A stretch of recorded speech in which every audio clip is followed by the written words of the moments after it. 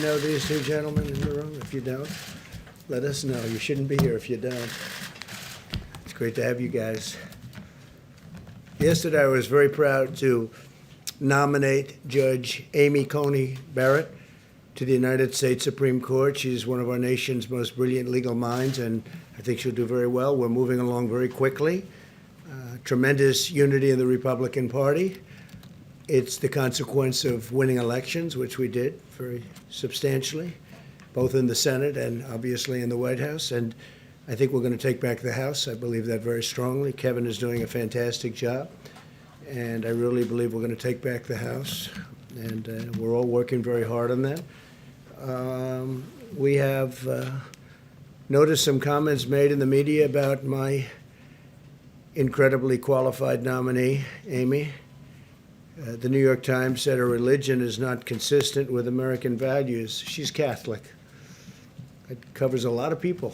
It's a very disgraceful thing to say. Some of the comedians, I don't think they're comedians because comedians are supposed to be funny. They're not funny, like, at all. They're nasty, they're mean, and they think they're funny. And someday, hopefully it's in 5 years, but someday when I'm not here, they're going to be off television because their ratings, which aren't very good anyway, but their ratings are going to go down like you've never seen before.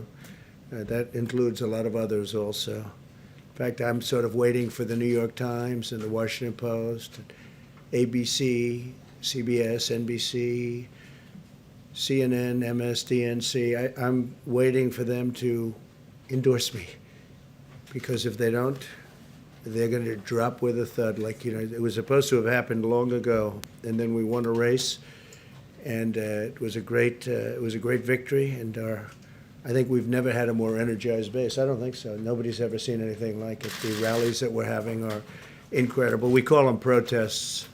They're friendly protests. We don't want to call them rallies, but the friendly protest rallies have been incredible. People, I don't think anybody's ever seen anything like it. And this is still long before an election. This isn't like the evening before. These are long before an election.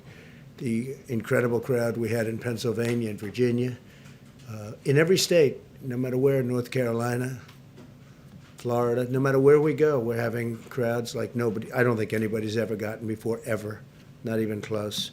There's a level of enthusiasm in Iowa today with the tractors, thousands of tractors in different states, the boats, thousands and thousands of boats, boaters for Trump, tractors for Trump, farmers for Trump. It's really been very nice to see the level of enthusiasm. I thought, though, on the religious situation with Amy, I thought we settled this 60 years ago with the election of John F. Kennedy. But seriously, they're going after her Catholicism. I will stand with her, fight with her, and we will make sure that these attacks stop because it's unprecedented. They're basically fighting a major religion in our country. This is incredible. Fighting any religion, fighting Catholicism is just incredible that they can be doing it. Are you Catholic, Rudy? 29 Supreme Court vacancies have occurred during an election year or before an inauguration. In every single instance, going back to George Washington, the president has performed his constitutional duty and nominated a justice. And in almost every one of these cases over the past 230 years, where the president and the Senate were the same party, the justice, as you know, that justice was confirmed. This is about 2 centuries, more than 2 centuries of precedent, and I think it'll continue. I think we're going to have, I think it's going to go quickly, actually, and again, I don't know if I've ever seen the Republican Party more unified. I think it was probably even more unified with the impeachment hoax, actually.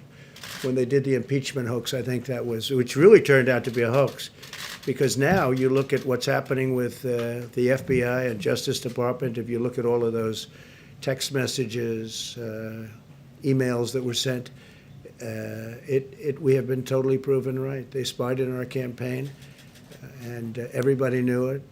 Biden knew it, Obama knew it, everybody knew it. And the Lamestream media just, doesn't want to pick it up, although some have. I will say Catherine Herridge at CBS has done a fantastic job on it. We appreciate that. But this is a major scandal. This is a scandal the likes of which nobody's ever seen. This is actually the biggest political scandal in the history of our country. And with the exception of a few, I mean, they just don't want to write about it. You should write about that, Kelly, You should write about it. You should write about it. You should do something on CNN about it, because it's the biggest single scandal of our time, certainly the biggest political scandal, perhaps in history. They spied on our campaign. And then they tried for a coup. That didn't work out too well. And it turned out that you read the text that came out over the last 3 days. It turned out that it was reversed. It was the DNC and the Democrats that were using Russia. And related or unrelated, Hunter Biden got $3.5 million from the wife of the mayor of Moscow. Why did he get $3.5 million? And then he got millions more than we thought from Ukraine, and he got millions more than we heard about from China. Hunter Biden, where's Hunter? So these are all questions that are very, very big on the internet. The biggest thing going on the internet is exactly this. And we're going to have to see how that all turns out. But it turned out that we were right. So we went through 2.5 years of ruining people's lives, like General Flynn and many others, ruining their lives. And it turned out to be just the opposite. It was the Democrats that were dealing with Russia and other things. So hopefully our Attorney General and others working on this very, very hard, very diligently it'll lead to something that will be very important for our nation. I think it's very important for our nation. It's one of the most important things. A central issue of the 2018 midterm elections was the Kavanaugh confirmation, and American voters punished the Democrats in the Senate. You saw what happened. We picked up 2 seats. Again, something that hasn't been reported on very much, but we picked up 2 seats for their treatment of Justice Kavanaugh and expanded our Senate majority to confirm Supreme Court justices, which was great. And now Democrats are really brazenly attacking Judge Barrett for, again, her faith, mostly is what I'm hearing, for her Catholic faith. And whether it's Dianne Feinstein or anybody else, I think they ought to treat religion with much more respect. I think it's a disgrace that they can do it. Biden and the Democrats are desperate to distract from the real issues, which is that their party has been taken over by socialists, extremists, and probably communists. I think it's beyond socialism. I think it's a step beyond, and could be many steps beyond if you take a look. And that if they win, they will nominate justices who will destroy the American way of life, the American dream. They will destroy the American dream. They'll destroy America. They'll destroy the United States of America. Your private right to own a firearm will be totally eliminated. Your guns will be confiscated. Your ability to live by your religious faith will be devastated. They'll abolish America's borders and give government health care to illegal aliens, which will destroy our healthcare system because so many people will pour into our country. That's a tremendous incentive. On voter fraud, as you know, hopefully there won't be a very big movement, because hopefully we're going to be able to win. I think we have the massive movement. I think we're going to have a tremendous victory. There won't be a transition, because I can't imagine we call a transition if we win. You know, they talk about, will there be a friendly transition? Of course there will, but we have a big problem, and you see it every day. You see it happening every day with ballots. We are gravely concerned about the Democrat assault on election integrity. In Brooklyn, 25% of mail-in ballots were ruled invalid in June's Democrat primary. You saw that. And a special election in New Jersey, 20% of the ballots were thrown out, and 4 people are now being prosecuted for fraud. It's all in the mail-in ballots. 35,000 mail-in ballots were rejected in Florida's primary, and 100,000 were rejected in California, and that's just the beginning. A week after Pennsylvania's primary, half of the counties were still counting ballots, and you'll be counting them here because this is a much bigger version of all of that. Just last week, a number of discarded military ballots were discovered in Pennsylvania. All of the recovered ballots, these were ballots that were thrown out, had been cast for a person named Donald J. Trump. In Wisconsin, 3 trays of mail containing absentee ballots were found in a ditch. They were thrown in a ditch. 3 trays, that's a lot. In North Carolina, voters are reporting receiving 2 ballots in the mail. Many voters, I hear it's thousands, but they're getting 2 ballots. I wonder if those are Democrat areas, because the word is they are. In Iowa caucuses last winter, you know what happened there? You all reported on it, I think, very well, right? You remember that? No. It was not good, right? But in Iowa, they still don't really know who the winner was. I think they called somebody eventually, but it was many, many weeks later. But they really have no idea, and that's being continuous to be, and that's little. That's just a small. That continues to be litigated in Iowa. They can't run a simple caucus, yet now they're trying to radically write election laws nationwide just weeks before the presidential election. I heard in New York today that Governor Cuomo wants to try and simplify the ballots because he thinks they're too complicated. And all of that, I agree with him. I think that's good, but you don't do that now. The ballots are starting to come in, and it's not. You can't do it now. It's too late. Joe Biden and the Democrat extremists oppose all of these efforts to ensure election integrity. They oppose voter ID. Think of it, voter ID. They want a picture.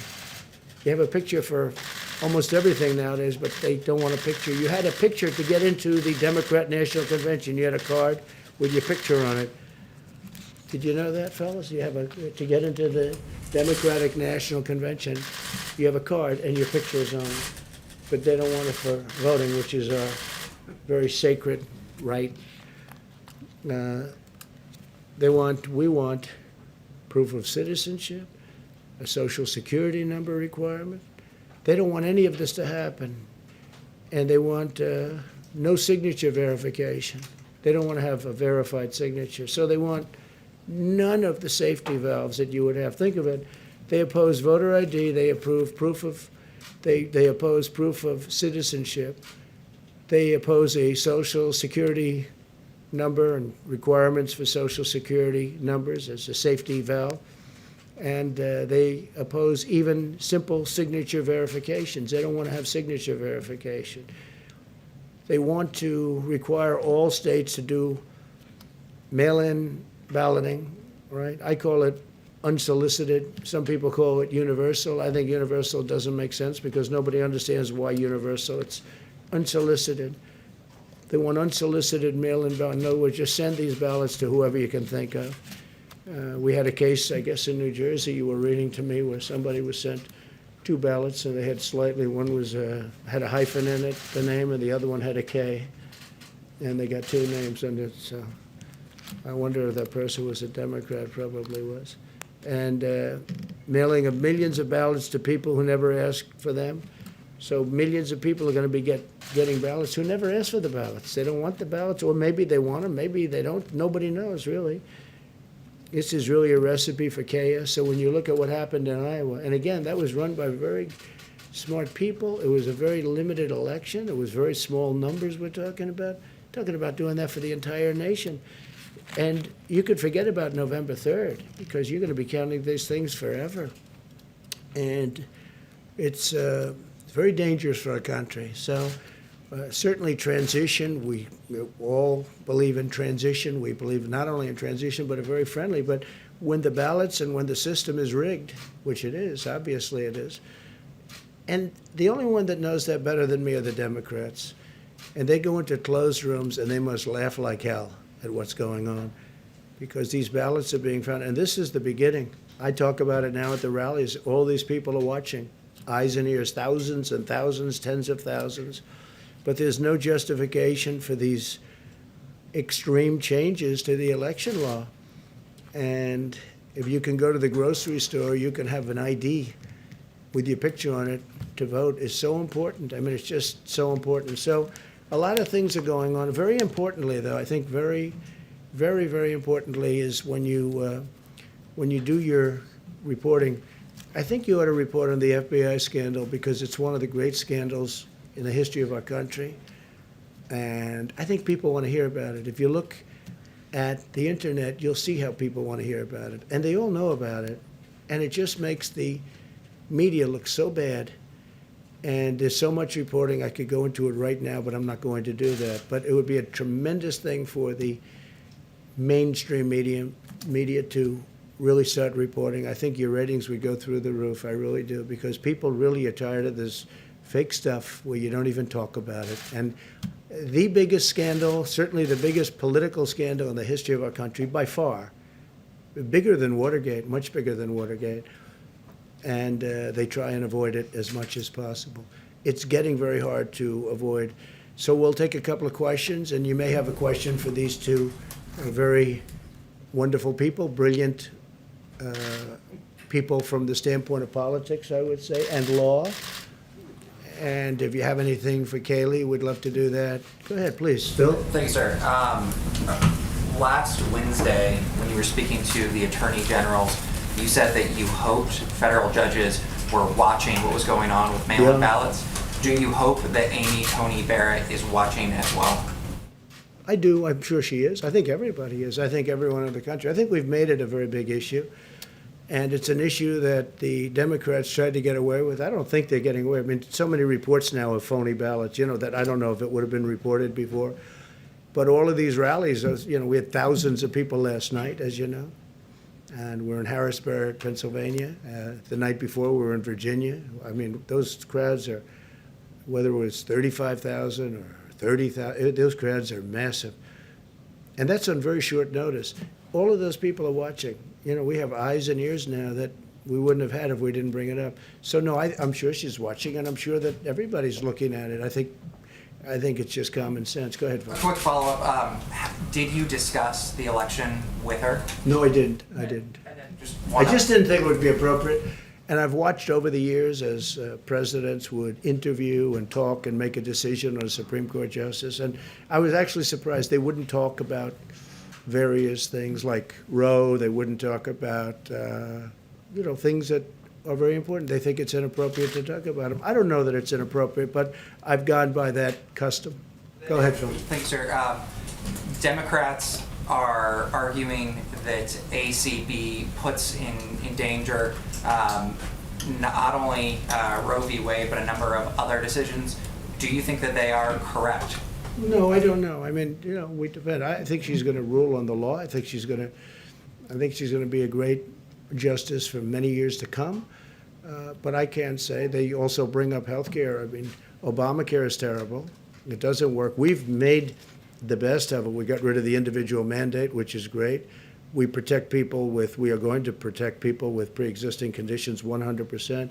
But if we can end Obamacare and come up with a much better health care system that's much cheaper, and much better, which is what we'll do. On the other hand, if the court rules against, we will manage the system better. But don't forget, we've already essentially gotten rid of Obamacare because we got rid of the individual mandate, and it was all based on that. So we've done a tremendous amount because the individual mandate was the most unpopular aspect of Obamacare. You had to pay a lot of money for the privilege of not paying for bad health care. So that was a terrible thing for people. And what we will do is, if we are fortunate enough to get rid of the little remaining in Obamacare, and again, individual mandate, the way I view it, that's no longer Obamacare because that was the central point, and we won that. We've already won that, as you know. But by getting rid of that, it's different. It's a much different thing. The other thing we've done is managed. Here's the story. It's no good. It's too expensive. It's bad coverage. You don't get your doctor. You don't get your plan. All the things that President Obama said, you don't get. And Biden, too, by the way. If Biden I don't think he has any understanding of it. But you don't get your doctor. You don't get your plan. 28 times President Obama said, you get your doctor, you get your plan. It turned out to be a lie. So here's what we're doing. If we can terminate, we are going to have a much better plan. And you will have your doctor, you will have your plan, you'll have a lot of things that you don't get with Obamacare. Yeah. You've said this numerous times, but do you really believe that Joe Biden will be on any type of performance-enhancing drug ahead of the debates? or are you just joking? No, not joking. I mean, I'm willing to take a drug test. I think he should too, because he's had a very uneven. I watched him with some of when he was with, debating Pocahontas and Harris, who treated him so badly. But I watched him, and he was out of it, right? And then I watched him against Bernie Sanders, and he was okay. I mean, he wasn't great, but he wasn't terrible. He was okay. A far cry from the way you know what I'm saying. I mean, if you look at some of those debates, I said there's no way he can continue. He can't continue. Then all of a sudden he debated crazy Bernie Sanders, and you know what? The truth is he was okay. And I said, how did he go from there with those horrible performances to where he was okay? And I always joke, but it is true. He was no Winston Churchill in debating, but he was fine. And people say he was on performance-enhancing drugs. A lot of people have said that. A lot of people have written that. So take a look at it. Take a look. Why don't you just check it? You can check out the internet. You'll see plenty of people say it. And whether he is or not doesn't matter. But I would love to take a test, and he can take a test too. Mark, go ahead, please. Yeah, so we'll start with debate. Obviously, it is coming up. How are you preparing? Is somebody playing Joe Biden in the debate with you? Are you doing debate prep at all? Yeah, we are. We're doing it. These two gentlemen have been helping. Kaylee's there. Who plays Biden for you? I mean, who? I would say maybe a combination of these two, and either one of them is about 5 times smarter than Sleepy Joe. But we had a little debate prep before we came here. I think this whole thing, though, is debate prep. What I do is debate prep every day. I'm taking questions from you people all the time. I mean, I've taken a lot of questions from you over the last number of years, and he doesn't. I watched the way he was treated on MSDNC on Friday. I guess he did it live, and it was disgraceful. It was an embarrassment. I know her, and she's a pretty tough reporter. The way she was helping him along with us, it was so obvious what was going on. She was helping him. She was giving him a question and then helping him to answer the question. I know her very well. She doesn't do that. It was embarrassing, and people don't talk about it. I mean, play some of those clips, play some of those answers, the answers where he wasn't able to give an answer, and she's pushing him. She's pushing him. They never do that with me, I can tell you, but I don't have the kind of problems he has. How many hours would you say you've spent on I debate don't know, prep? a little time. I mean, not a lot. More or less than I'm 16. running a country. I don't have the luxury. I watched other people over the years. I watched one sort of fairly recently, not too long ago, go into a cabin, lock himself into a cabin, and he came out and he wasn't very effective. He had so many things going on. Sometimes you can go too much in that stuff. Sometimes you can go too much. I mean, look, I've never debated before, but then I debated a lot 4 years ago. And if you look at the polls, those polls that come out, hundreds of thousands of people in Time Magazine and all of the different polls, I think there's about 7 or 8 of them. According to those polls, I won every debate, every single debate. In the primaries, and then when I debated Crooked Hillary, I won every debate. I mean, this isn't me saying, I felt I did, but this isn't me saying, this is the polls. You had Time Magazine poll, you had this, that, and I guess they take them off the internet or they get phone calls or something. But according to that, I won every debate. And I felt I did. But I understand the subject. Now, Chris is tough. I hope that Chris is going to be equally tough on Joe Biden. But I watched the young lady who I won't say her name, but it was embarrassing the way she was getting him along. So I just asked the question about drugs. I think it's something that would be appropriate because you can't have a president that needs that kind of help.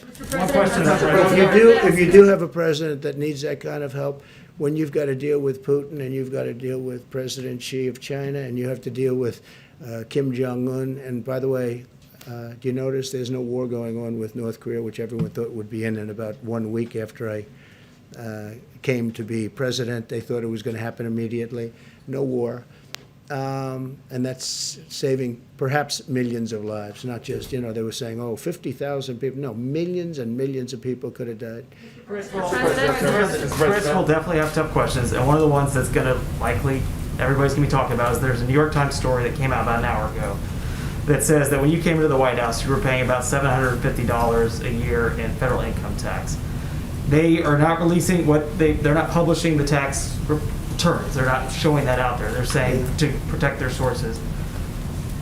In your tax return, sir, does that sound right that you were paying a couple $100s a year in federal income taxes? No, it's fake news. It's totally fake news. Made up, fake. We went through the same stories. You could have asked me the same questions 4 years ago. I had to litigate this and talk about it. Totally fake news. No, actually, I paid tax. And you'll see that as soon as my tax returns.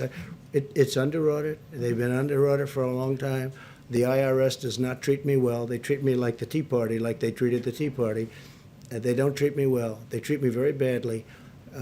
You have people in the IRS, they treat me very, very badly. But they're under audit. And when they're not, I would be proud to show you. But that's just fake news. The New York Times tried it, the same thing. They want to create a little bit of a story, they're doing anything they can. Not only that's the least of it. I mean, the stories that I read are so fake. They're so phony. Did they tell you this was going to come out today? No, I didn't know anything about it. I don't Mr. know anything President. about it. I think somebody said they were going to do a negative. Mr. President. They always do. They only do negative stories. I don't think I used to get good stories in the New York Times when I ran for office, and I happened to be conservative Republican.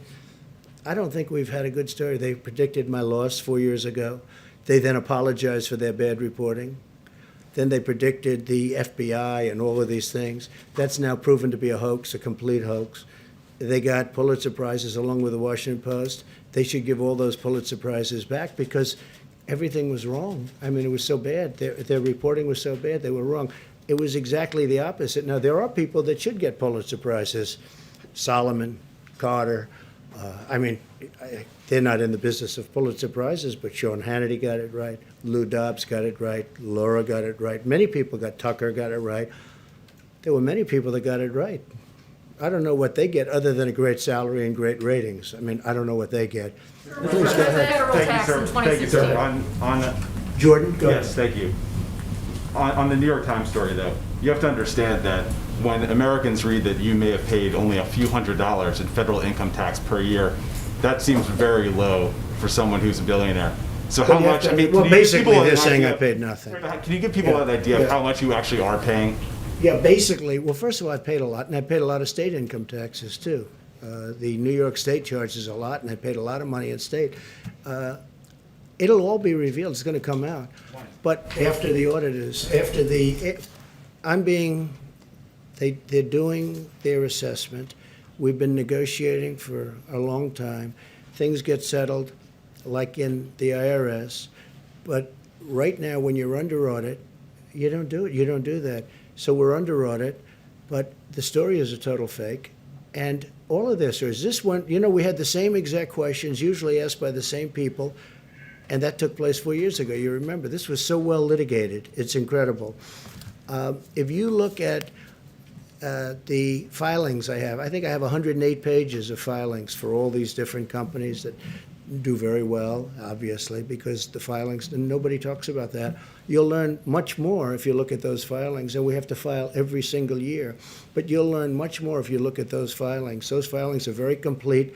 They're very big. They're very powerful. They're very accurate. And those are the filings that you'll learn much more. And when it's done, but when you're under audit, you just don't release them. And Sir, you can again, tell they us treat what me, your they federal treat tax me, was. Mr. they President, treat you me can very. tell us what you paid in federal tax, I didn't sir. call on you. I'm talking to him. You should be more respectful of this gentleman. You're very rude to him. But I will tell you that I look forward to releasing that. I look forward to releasing many things. I'm going to release many things, and people will be really shocked. But the New York Times has been doing fake story after fake story. I've never seen anything like it. And people understand it. And that's why the media has such a low approval rating now because of what they've done. It's really a shame. Yeah, go on the back. Yeah, thank you, Mr. President. 2 questions. And if you have any questions for these two Well, gentlemen. that's what I was going to ask, Good. both you and Governor Christie and Mayor Giuliani. Your 2 guests are practicing Catholics. You've talked about possible bias against Judge Barrett's religion. Only 2 Catholic bishops have come out to say the same thing you have. Is any effort being made by any of you to say, get the U.S. Conference of Catholic bishops, I think that, yeah. at least other leaders within the church. We're in the process of doing that. I think it's horrible what they're doing. I mean, they're playing the religious card, and it's frankly, you're talking about Catholics. It's a very major religion in our country. I don't know, Chris, do you have anything to say about it? It's obvious what they're doing. So, she'll be strong, she'll be tough, and she'll stand up for what she believes in. And she went through, just like I did 4 years ago in terms of litigation of different things. She went through it before and did very well. Rudy, what do you think? I think the article in the New York Times today reveals a very strong anti-Catholic bias. I mean, it says in the article that Catholicism and the American ethos can't be contradict each other. Well, let me ask What a is, follow-up. what is the American ethos? It's their version of it. That's a horrible thing to say. And then it says that Catholics have difficulty separating public and private morality. I don't have difficulty separating public and private morality. So what I see is the beginning of a really strong anti-Catholic attack. And having lived through the John Kennedy election, that article today reminded me of the things that used to be written before John Kennedy. Could a Catholic be loyal to the United States? Come on. Well, having said That's that, exactly what Feinstein raised Right. when she made that awful remark to the judge. well, let me repeat my question again. Why are only 2 bishops within the church speaking out, and will you make an effort to get the U.S. Oh, I think Conference? they'll come out very strong. This is day one. I mean, we've just started this. This is absolutely day one. And, I mean, they're going to be coming out very strong. The Catholic Church is very well united on this. They are so thrilled that Amy was chosen. They are so thrilled. Oh, they'll be, again, it's been 24 hours, okay? So it's been a very short period of time. But they're going to come out very strong. Yeah, please, go ahead. OAM. Christina Bob from OAM, thank you for the briefing. You spoke earlier about some of the subjects that Joe Biden has been refusing to answer questions on, specifically Hunter Biden, his involvement with Russia, Ukraine, even China. Incredible. And then the Obamagate. And the press doesn't ask those questions. It's incredible. I'm wondering, the debate is coming up this week. Do you anticipate Joe Biden being held to task, and will he be able to answer those questions at the debate? I don't know. I mean, we're going to find out because a lot of things are going to come up in the debate. That may be one. I mean, the son didn't have a job. He had some big difficulties, and then all of a sudden he's making millions of dollars as soon as his father becomes vice president. No, I think that'll come up. I don't think Joe can answer it, frankly. I think there's only one reason he made all that money. And then you have to say, what about Joe's involvement? And why did Joe not give the $1 billion over to Ukraine, as an example, until such time as they let go of a prosecutor that was investigating the company that his son was involved with? I mean, there's some bad questions. I don't think they have answers. And if we had a media that was fair, even just reasonable, this would be the biggest story for years and years and years. Then you'd really be entitled to real Pulitzer Prizes, not the fake committee that gives you these fake awards. So, I mean, it's a really fair question, but it's hard to believe when you see the kind of money that he has made from China, from Russia, where the wife of the mayor of Moscow gives him $3.5 million, and nobody even has any question about it. Why did he get $3.5 million? I'll tell you why, because Joe Biden was in on it. Joe was in on it. There's no way that he wasn't. And uses Joe Biden's plane, Air Force Two, uses Joe, and they go to China, and then he comes back, and he never mentioned it to his father, that he just got $1.5 billion, and now it's turning out that it's much more money than that, Rudy. It's turned out to be much more money from China. They have a member of the Chinese Communist Party gave him a lot of money, and the press has no interest in these stories. It's just, it's very disheartening for the people of our country, please. Mr. President. If he tries to dodge the questions or doesn't address them head on, are you prepared with the facts and information to answer that for the American Well, I people? have all the information. It just came out. I mean, I didn't know about Moscow, $3.5 million from the mayor's wife. I didn't know about that. And he's a very influential, powerful man in Russia, as you know. And it wasn't me. I didn't have anything to do with Russia. That came out loud and clear. What also came out is they should have never gone into this fake Mueller investigation. And it also came out that the 31 phones that were wiped clean shouldn't have been wiped clean, and that's a criminal act. And Bloomberg likewise shouldn't be paying for prisoners to go in Florida and go and vote, because he's basically paying, which is totally illegal, going and paying prisoners. I hope he hasn't done it yet, but he's down in writing as doing it. This is what he wants to do so that he can ingratiate himself to the Democrats after they made him look like a total fool in the debate. I mean, what they did to him is incredible, and that he goes out and spends money, it shows you the problems that he's got. Mini Mike. But for him to go out and buy votes, because that's, I don't know, you're a very good lawyer.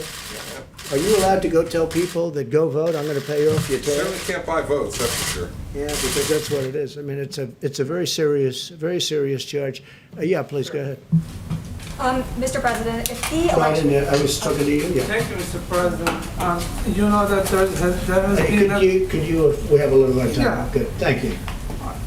and there has been going on the military action in the Karabakh, Azerbaijan, and In where? The Azerbaijan, Yeah. the Karabakh, and the civilians are killed. And according to the officials from the Azerbaijan, they say the first shoot came from the Armenian. What's your comment on that? So we're looking at it very strongly. It just happened, and I know about it. I learned about it today and yesterday, and we're looking at it very strongly. We have a lot of good relationships in that area. We'll see if we can stop it. Okay?